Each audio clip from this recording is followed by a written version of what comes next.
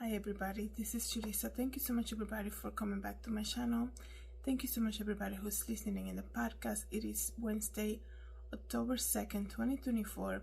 I wanted to come here guys and make this video because as I told you in my previous video, I know there's a lot that has been happening, and please by any means don't think that I am not aware. Everything that has been happening with Hurricane Helene and the devastation that it had created. I know right now there's a lot of people still struggling to recover, dealing with floodwaters, losing a lot of material things. People lost their lives too. So I just wanted to say that I've been praying for you since I heard about this storm that was coming, and I pray that if you lost a loved one, that God will comfort you. And I also pray that if you lost material things, a lot of people lost their homes, their cars, that God will be able to guide you through so you can recover everything that you need. In this case, you guys, I'm going to talk about a man who went into floodwaters during this storm and saved a woman from that. And right now he actually created a GoFundMe account to help the woman recover everything that she has lost, and also other people in the community. As you guys know, if you follow me for a while now, I do support a lot GoFundMe because I think it's a way of us, I guess, the people looking from the outside and not necessarily being affected by the devastation like they are, or not being able to go there, to be helping, clean up and helping people affected by this, but in a way somehow to sympathize for whatever it is that people are going through, and perhaps also know their story and pray for them, and also help in a monetary way. So I definitely support a lot GoFundMe. It's a way, I think it's a good way for community to people unite and come together to help those in need. Let me read to you guys briefly this article. A man dives into a raging waters to save a woman caught in Helene Floodwaters, then starts a GoFundMe campaign to help her rebuild. Okay, Eddie Hunnell, I do apologize if I'm mispronouncing the last name.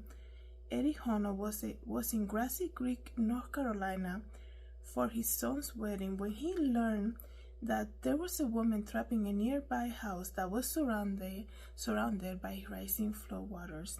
Fearing that the house might collapse on her, Hunnell had the woman jump into the river, and when he couldn't reach her himself by a canoe, he jumped in the water himself. Okay, that's such a bravery right there. Not only that, but there are a lot of things sometimes we see people in need.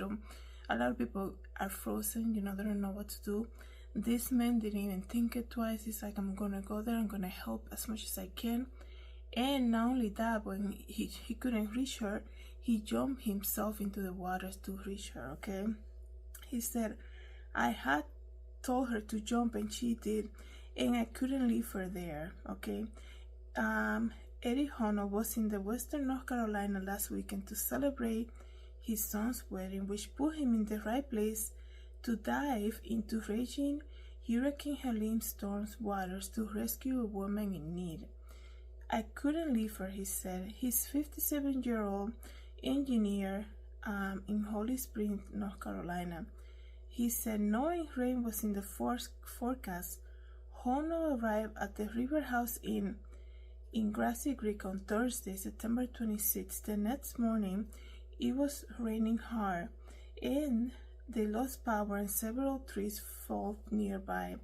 Around 2:30 p.m., Mr. Hunnell was in the hotel lounge when he overheard someone tell the owner that the woman was trapped in her house about 250 yards up the road.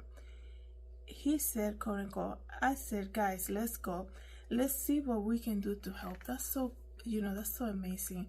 When you hear stories like this, you're like, that is so amazing. That's what God called us to do, to help each other out, right?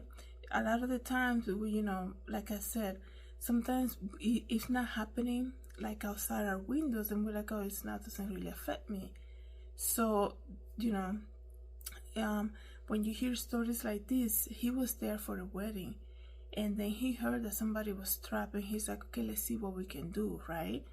Such a bravery. That's amazing, okay? After getting there, Mr. Hunnell said he spoke to Phil Worth, who said the woman was his wife, Leslie.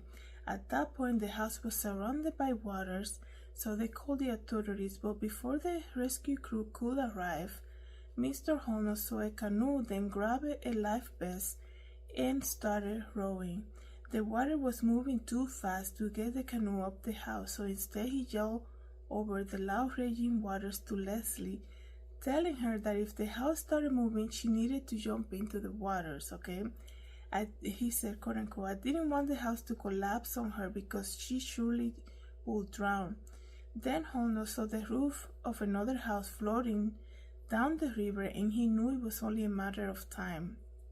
So, as the back of the house fell away, Hunnell saw Leslie standing in the second-story bedroom wearing a life jacket. So he said, so I yelled, jump, and he said,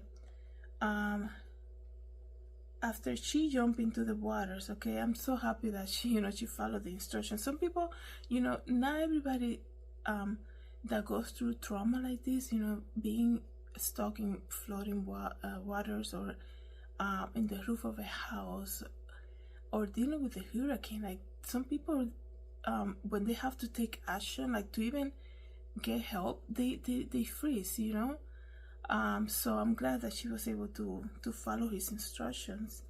And he's saying after she jumped into the waters, he tried to get her into the canoe, but the conditions made it too difficult. So he grew up, Mr. Hunnell grew up swimming in the rivers, came up with a new plan. He was going to get in the water and swim to her. I had told her to jump and she did. I couldn't leave her. That's what he was saying before. So that's amazing. I mean, I'm just looking at a photo. I'll see if I find it. I'm looking at a photo of him smiling with the lady. Mr. Hunnell reached her. He grabbed onto the back of the life vest that she was wearing and said, I got you, just kick. And he said, and after about 250 yards of riding the current, he was finally able to make it towards the shore to the point where he was able to stand up and walk the rest of the way. And that's amazing. I'm so glad, like stories like this, it's always good to hear that, okay? That night, the couple joined Mr. Hunnell and his family at his son's rehearsal dinner.